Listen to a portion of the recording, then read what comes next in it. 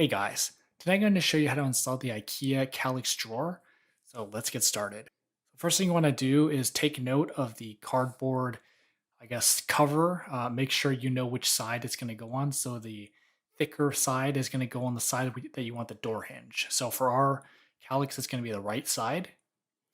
Take these flat screws and you want to use these for the hinges for the door. So find your door hinges, put those in, and then use your power drill and drill these in. So I like doing them a little bit loose first, get them lined up correctly, and then tightening them. So do that for all four.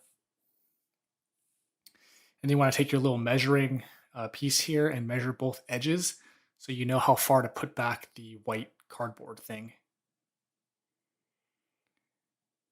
Then go ahead and take this piece, put it the sharp screw in A, and go ahead, point A out towards you and start it. I would recommend using a screwdriver, not a power drill for this. And then same thing with the other side as well. And make sure you don't forget to line it up with your little mark at the bottom. So go ahead and put that in. Screw these in with the screwdriver. You can do them all the way in on this side. Make the other ones not fully tight yet because you need to adjust. Put your door hinge on the screw and push it in, and then you can make that tight. If you need to adjust this, you can as well.